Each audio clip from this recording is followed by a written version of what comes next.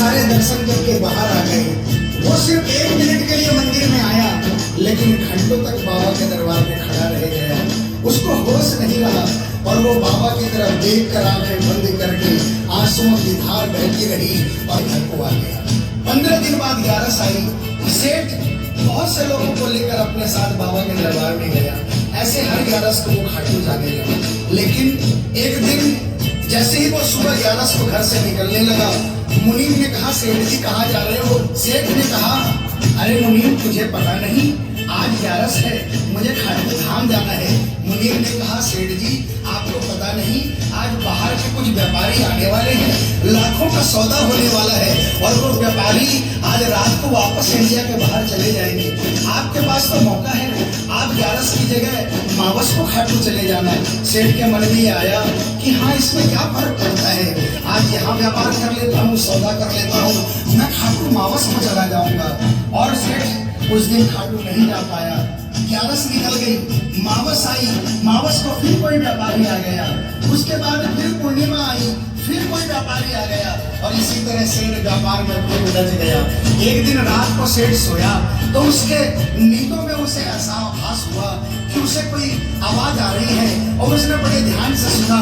उसे लगा खाटू वाले श्याम बाबा उसे कह रहे हैं, बाहर से मैंने तो सोचा था कि मेरे दरबार में कोई बहुत बड़ा भूला भटका भगत आया है, लेकिन मुझे क्या पता था कि कोई भगत नहीं, एक सौदागर आया है और मुझसे सौदा करके चला गया।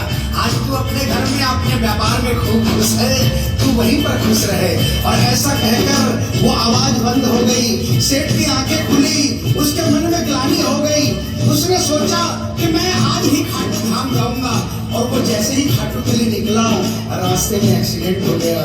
सेठ की दोनों टांगें रह गई। अब सेठ अपने पैरों पर खड़ा नहीं हो पाया और उसके मन की मन में ही रह गई। सेठ बहुत तड़पता रहा। एक दिन सेठ अपने घर के दरवाजे पर बैठा, आंसू बहा रहा कि मेरा बुलावा क्यों नहीं आ रहा, मैंने इतनी बड़ी गलती करी, मुझे बाबा के दरबार से इतनी दूरी क्यों हो गई। इतने में उसके घर के सामने से एक डाकिया निकला। सेठ ने डाकिया को आवाज लगाई और कहा, ए डाकिया, तुम तो कलकत्ता, दिल्ली, बम्बई भक्तों का संदेशा लेकर जाते हो, लोगों की चिट्ठियां पहुंचाते हो।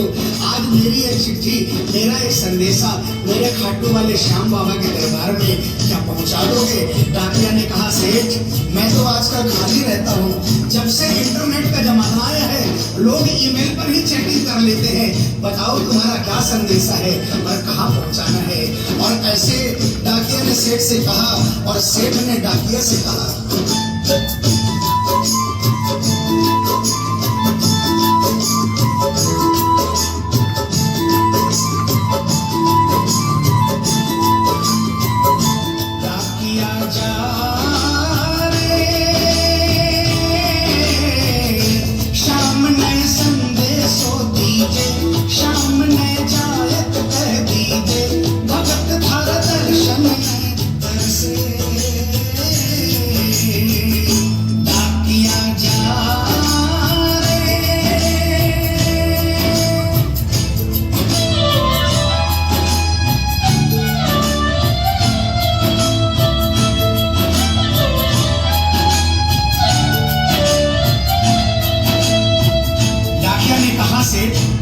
आपका संदेशा तो मैं पहुंचा दूंगा, लेकिन मुझे ये तो बताओ कि आपका संदेशा पहुंचाना क्या है, जहां मुझे संदेशा पहुंचाना है वहां का ठिकाना क्या है। और डाकिया ने कहा,